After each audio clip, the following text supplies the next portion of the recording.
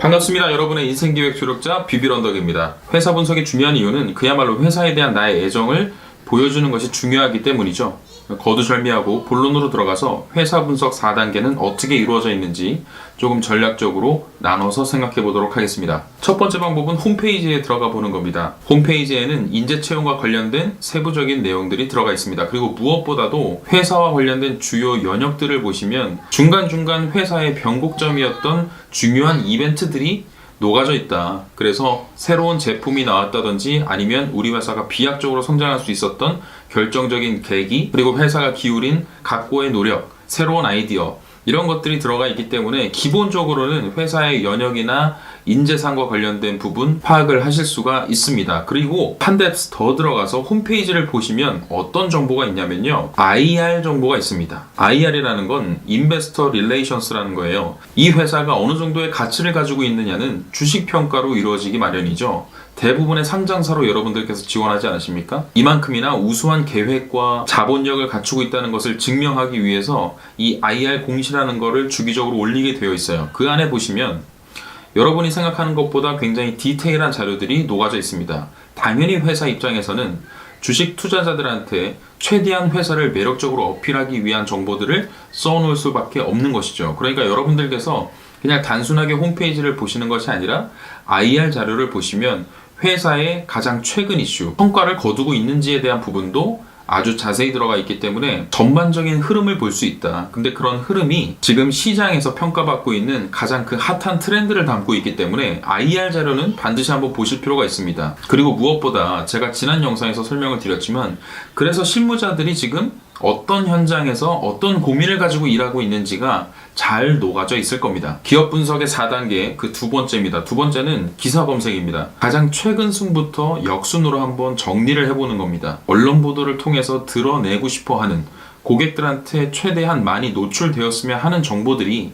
웬만하면 기사로 담아져 있습니다. 고객들이 겪고 있었던 불편을 해결하기 위해서 이 제품을 내놓았다라고 한다면 그 전에 겪었던 것은 어떠한 불편이었는지, 그래서 이 회사에서는 막대한 예산을 들여서 고객들의 어떠한 불편한 점을 해소시켜주고 싶어 했던 것인지, 이러한 배경 지식도 같이 얻을 수 있기 때문에 일단 기사 검색을 하실 때에는 공통된 키워드 그리고 같은 내용으로 보도되는 내용들은 무조건 그냥 대표적인 하나를 수집을 해 두시고요. 그 회사의 이름만으로 검색을 해서 기사 검색으로 끝내지 마시고 업계의 현황을 한번 보실 필요가 있어요. 타사 정보까지 아우를 수 있는 분석 보고나 분석 기사, 탐색 보도 등을 살펴보실 수가 있기 때문에요. 기사는 최신 순으로 회사가 최근에 언론 보도를 통해서 홍보하고 싶어 하는 것들, 배경, 기사 검색을 통해서 충분히 아실 수가 있다. 세 번째는요, 실무자들끼리 통용하는 용어인데 취업 준비생이 쓰고 있다면 굉장히 놀랍기도 하고, 정말 이 기업에 대해서 많은 관심을 가지고 있구나 라고 생각이 들 수 있기 때문에 그런 포인트를 좀 공략을 해야 된다는 측면에서 선배한테 조언을 구하는 방법을 말씀드리는 건데요. 현직자한테 연락을 통해서 만나는 것이 가장 좋겠죠. 그럼 만나는 방법은 그 회사의 본사 말고 그 현장이라고 불릴 수 있는 부분들이 있죠. 그러니까 지점이 있을 것이고, 뭐 대리점이 있을 것이고, 고객들이 방문하는 고객 센터들이 있을 겁니다. 내근직들이 상주를 하고 있기 때문에 그 기업에 대한 현직자, 여러분들의 선배가 되실 만한 분들은 충분히 만나보실 수가 있습니다.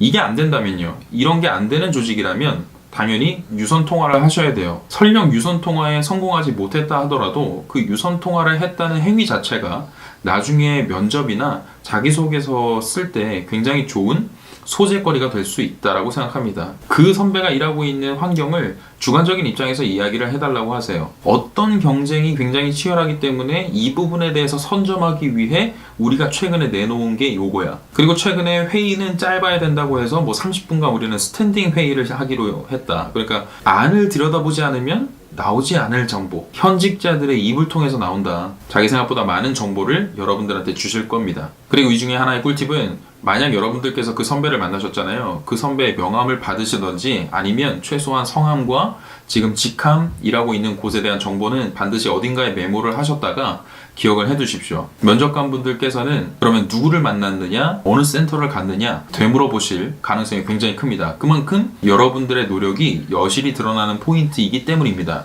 자, 마지막 네 번째입니다. 마지막 네 번째로 여러분들이 회사에 대한 분석을 하기 위한 방법은요, 인사 담당자한테 통화를 하는 겁니다. 인재 채용의 방향과 관련해서는 가장 전문가라고 볼 수가 있겠죠. 여러분의 에너지를 엉뚱한 데 쏟지 않도록 최소한 방향 정도는 알려주실 수가 있습니다. 그러니까 인사 담당자들한테는 최대한 여러분들이 솔직하게 터놓고 얘기를 하셔도 되는 거고요. 그리고 무엇보다 인사 담당자한테 여러분들이 여쭤보셔야 되는 건 직무와 관련된 부분입니다. 여러분들은 지금까지 회사와 관련된 정보를 파악을 하신 거잖아요. 근데 회사 분석을 여기서 마치시면 안 되는 거고요. 반드시 이 직무와 관련된 부분을 여쭤보셔야 됩니다. 같은 인재상을 가지고 회사에서 뽑더라도 그 직무마다 회사에서 원하는 인재는 따로 있다라고 생각을 하시는 게 좋습니다. 이를테면 정말 그 분야의 전문가를 만들어낼 것이냐, 그야말로 스페셜리스트로 키울 것이냐, 아니면 제너럴리스트로 만들고자 하는 영역도 반드시 있을 겁니다. 그러니까 그 부분을 한번 여쭤보시면 좋고, 다시 한번 3번 질문으로 돌아가서 그 선배를 소개받으시는 게 가장 좋아요. 기본적으로 알고 있습니다. 어떤 선배를 연결을 해주어야 제대로 된 회사의 인재 채용상을 얘기해 줄 수 있는지에 대한 데이터를 가지고 있는 사람들이에요. 그러니까 현직자와 만나보고 싶은 마음이 정말 강하다면 인사 담당자를 통해서 소개를 받는 방법이 가장 좋다. 그래서 회사 분석을 위한 전략적인 4단계 접근법에 대해서 말씀을 드렸고요. 오늘 영상은 여기서 마치겠습니다. 구독과 좋아요는 이 채널을 계속하게 하는 큰 힘입니다. 감사합니다.